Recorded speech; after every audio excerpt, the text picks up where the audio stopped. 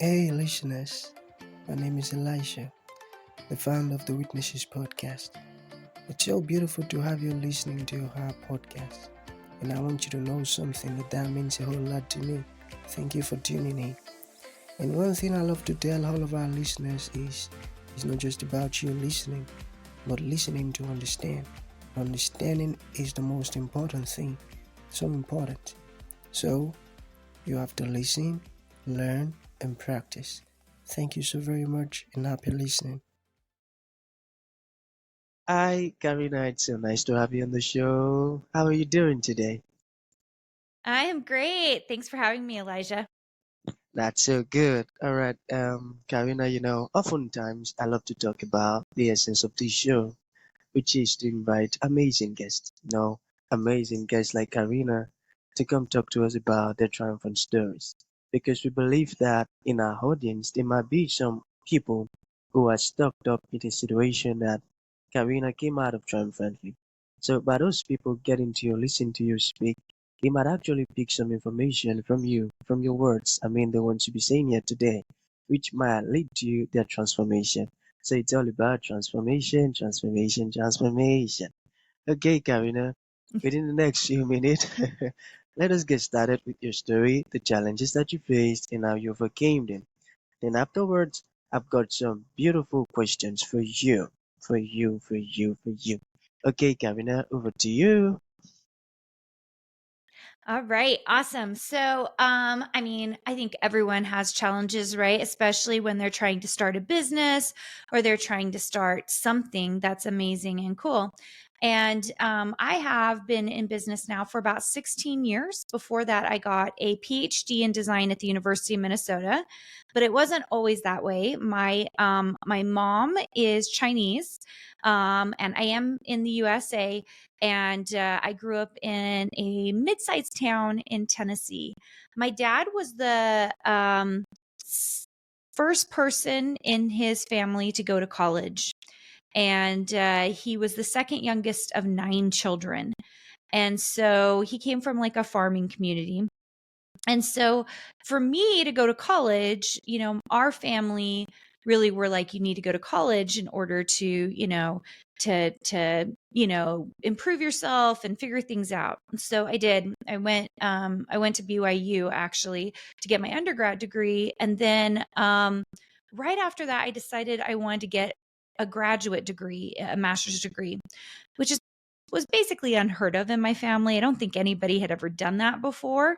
But I was like, you know what? I'm just going to go get a master's degree and see how it goes. Well, I ended up getting it in design, and I loved design. I mean, I really loved it. And so I went ahead and also did a PhD, thinking that I would just be teaching at a university for the rest of my life. That was always like, I was like, you know what? I'm just going to teach at a university. But somewhere in the midst of it, I discovered this thing called digital scrapbooking. And basically, it meant that someone like me who didn't have the money to put forth inventory could sell a digital product on the internet and sell it for money and make income from it. And this really blew my mind. This is about 16 years ago. And I had 2 very small children. I was married. I just finished my doctorate. I had a lot of student debt. And I was like, this seems like it would be a really cool way to try to make some money. So I got into it, and the first 11 months, I made hardly any money at all. Like, it was minimal. I didn't know what I was doing. It was just not going great. And I had a friend say, you're on your own website. Any chance you should maybe go look at another website? There's this one website out there that's starting. You should go check it out. And I said, okay. So I kind of moved from my own website and I went directly to this other website. And I made the same amount of money I had in 11 months. I made it in 1 month there. And the next month, I doubled my income. The month after that, I tripled my income. And then after that, every month, I started making a lot of money. And I was like, so what's the lesson I needed to learn from this? The lesson I needed to learn is that I was a designer and I needed to be making product. I didn't need to be doing marketing at the time. It wasn't working. And I needed to be on someone else's platform, which we call distribution. Now, in the last 16 years, I've owned about 2 or 3 other companies. I was the creative director of a scrapbooking company. And now for the last 3 years, I've owned a program called Design Suite. So kind of back to my teaching roots, like teaching at the University of Minnesota, and now teaching in my own program, which we call Design Suite. And there was another transformation that happened then, because suddenly I knew this very specific way to make money, and I had to learn a new way to market and do distribution. And I will say that every time you start a business, it's like you have to just know the first year or two is going to be hard, and it's not going to make sense. And there's a good chance you're not going to make very much money, because it's just really difficult as you're trying to figure out the best ways to do the marketing. Most people get into business because they love making a product, and really they should learn how to do the distribution and the marketing. Whoa, I love that. It is getting interesting already, Carina. Okay, so shall we dive into the questions? Are you ready? Yes. All right. So, the very first question says, how can one turn one's hobby into a profitable creative business? Got that? Yeah. So if you have any kind of hobby, and it can be literally anything, like maybe you love to crochet, maybe you love, maybe you like canning things, like you like making pickles or whatever it is. Everything has about 3 layers to it you can decide how to make a business from. The first layer is you can sell the thing that you make, right? So if you crochet or knit something, you can sell the product that you make, right? So that's business number 1, right? If that's your hobby, you can make it and you can sell it, right? It's the first layer. The second layer is you can teach other people how to do it. So for example, if I know how to can tomatoes, I can teach a class on how to can tomatoes, and people can pay me to learn how to do it. The third level is some kind of certification or degree seeking program that you can create, which depends on where you live and what you do, but some kind of certificate so people know that what you did, like you teach them, but then they also have to pass tests and they have to know how to do it. And then you say that they're certified or that they got a certificate for it. So those are the 3 levels we recommend. If you are a hobbyist, those are the levels I would go into in order to create, something that actually made money. Great. That was a beautiful answer. I love that. Okay, let us get personal a bit. Sorry. What does it feel like to be a fabric designer or a craft designer? Okay, so yeah, that first of all, if you are a hobbyist and you love what you do, for me, I will say like fabric design, crafting design, it's like the epitome. I love it. I love the way it feels. I love what I do every day when I'm designing those types of things. I like sewing. It just feels amazing because you feel like you're spending your time making money, but it's also the thing that you love to do. Sometimes people are worried about taking their hobbies and turning them into business because they're afraid they won't like it anymore. The thing is, I doubt that you're not going to like the sewing anymore. You're still going to love the crafting and the sewing. What you're not going to like is the business end of it. It's not as fun to have to seek sales, to get distribution and do all of those things. So that's kind of the harder part, actually. And it's the part like if we can acclimate ourselves to and figure out that, it will make the other part very fun. Very fun. I got that. Okay, so still have some questions here. All right. It says, how did you build a strong community from your program? Yeah, this is the number one.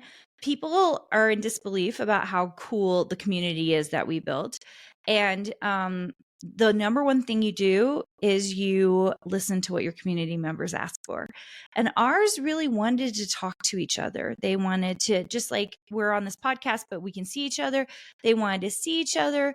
They wanted to talk to each other. And if you can figure out ways in your community, so it's not just written, but that they can figure out ways to see each other online, so that can be in meeting format or on apps or any number of things, it will take your community to the next level because they really want to connect on a personal level. And the thing is, we all do in life, right? Like, we're humans. We want to be friends with each other. We want to see what we are each doing.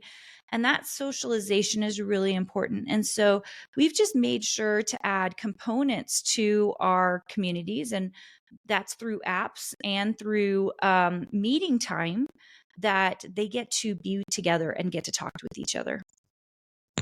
Okay, great. All right, so the second to the last question, Karina.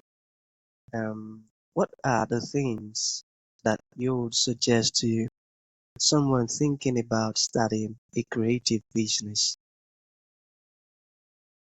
I think that the biggest thing is I would 100%, if you've never done anything like this before, do your research, spend some time. I would look for a program. If you don't have like for example, in my program, you really need a graphic design degree, or you need to be taking a type of degree from us.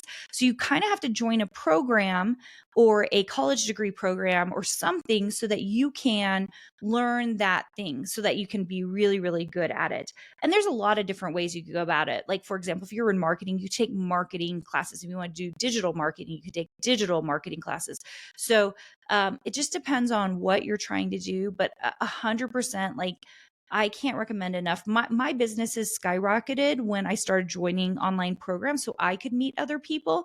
And I learned so much from that. Beautiful.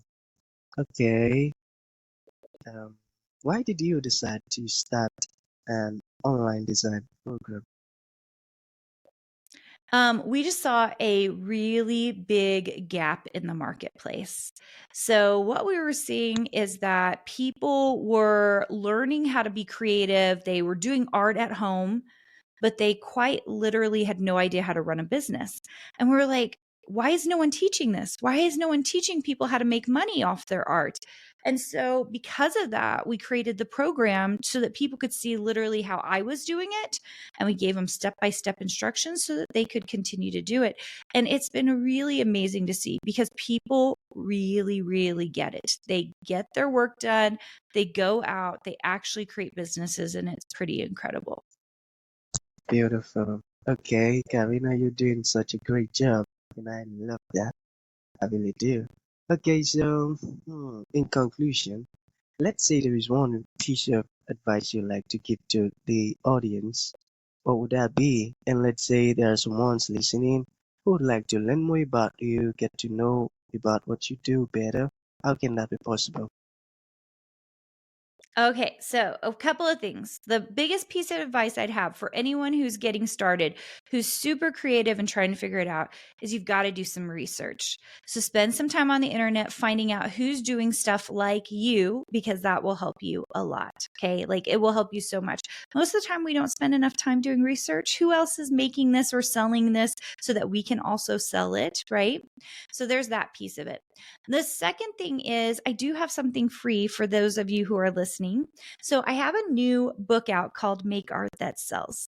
So this book's on Amazon, but if you go to www.makeartbook.com, okay, so if you go to that, if you go to the second link, there is a masterclass there that usually costs money. You guys don't pay for it, okay? Instead, put in the code Make Art and you will get that masterclass for free. Okay, so just go to makeartbook.com, put in the code Make Art, all one word, and you will get that for free. Now, if you really want to know about design, if you're listening and you know someone who wants to be a designer, an artist who sells their art in a different way, like, we really teach people how to change their art and make it into different mediums, then you're going to want to join us for a design bootcamp. These are normally about $27, so they're really inexpensive. If you go to designsuitecourses.com/design bootcamp, you can sign up for one of those. So it's Design Suite is spelled SUITE. So it's like, not like sweet, it's like a suite of things. So designsuitecourses.com/design bootcamp. And we would love to see you in a bootcamp. Beautiful. I love that.